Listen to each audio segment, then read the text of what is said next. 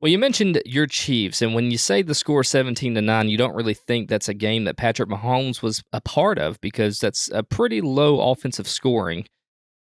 There's some questions to be answered on this Chiefs team. You had both pieces back, Travis Kelce and Jones. You could feel that Jones was there to make a difference tonight. Is this defense, is it enough to make up for the underwhelming offensive performance?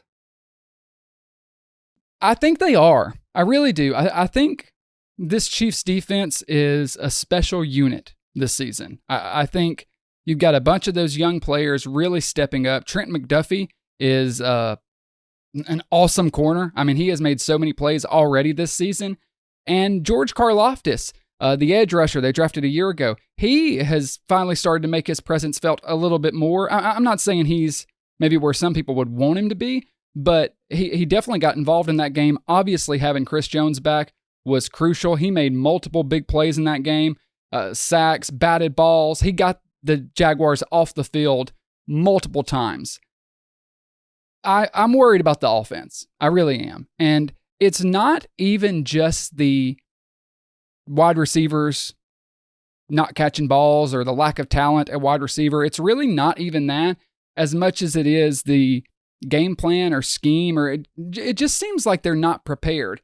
And it's a little bit weird from an Andy Reid team. Again, it's early in the season. I'm sure they'll get it ironed out and get better, but seeing them put up only 17 points against the Jaguars, who have a good defense, they played well today as well, but I was really disappointed by the Chiefs not sticking with the run. Like, it was in the third quarter, I think, before Isaiah Pacheco got his second handoff of the day, and they were struggling to move the ball downfield. They couldn't get points on the board, and when that's the case, why aren't you handing it to one of your great running backs? Pacheco's a really good running back, I think, and the offensive line can be hit or miss with run blocking, but I wanted to see more commitment to the run game.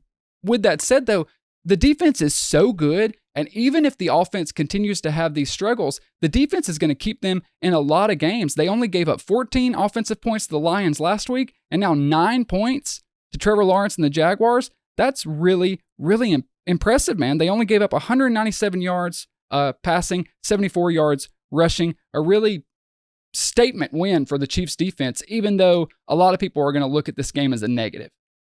I think this defense is unexpectedly good, right? Because there's a lot of young players at different positions on this defense, and I feel like they're maybe a year ahead of what most people thought they would be at this point.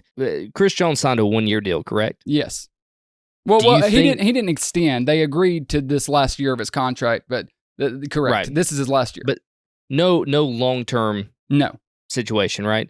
Do you think that he puts on a good enough year where they do wind up signing him for a longer period of time, or do you think that he cuts ties with the Chiefs and moves on? Okay, so it's kind of a loaded question. I don't think he has to do anything else to prove he deserves a contract like that. You know, like, has he not already done it? Well, hey, if for some reason Brett Veach and them weren't convinced, was today not enough to set you over the edge? He came into that game and the defense, which was good last week, was immediately better. The defensive line was better. He made a bunch of big plays, and he's still on the snap count. You know, he's still getting used because he missed training camp and didn't play the first game. He's getting his conditioning back.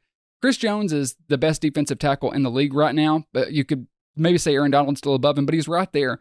And they went out and signed Jawan Taylor, who there's a lot of conversation about right now. I think some of it's a little overhyped. You know, hey, he did that false start thing all year last year in Jacksonville, did it his entire career. Wasn't a problem until he got to Kansas City, but now we're going to put it under a microscope. I digress. If you're going to pay him that kind of money, which, fine, I have no problem with that necessarily. I don't understand the reason for the holdout on Chris Jones. I really like Brett Veach. I think he's, to this point, been the second best GM in the league behind Howie Roseman.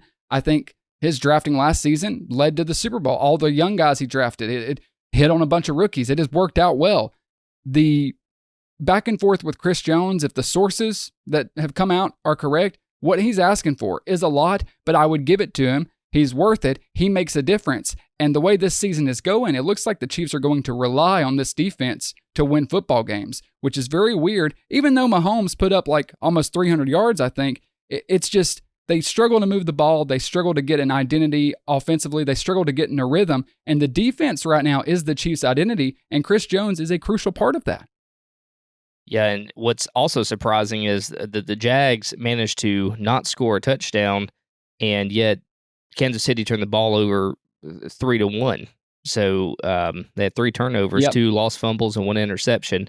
Do the turnovers do they worry you some? Do you who do you put the blame on there? Do you put the blame more on Patrick Mahomes not seeing the field right? Do you put it on No. the receivers not running the routes? Well, the interception was a bad throw by Mahomes. He threw a bad ball. Okay, into double coverage. Josh Allen did.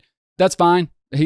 I'm willing to take that with Mahomes. It's not Don't really like how you just dropped my quarterback's name in there, but Well, you're right though. That's the way it was. Now he didn't do that this week, but either way, the muffed punt was bad, but the sun was in his eyes. I'm not going to hold it to him. It's just the turnovers indicate a bigger issue, which is sloppiness. The Chiefs have just been sloppy this season, uncharacteristically so. They've been having a lot of penalties. They had 12 penalties today. Jacksonville had 2.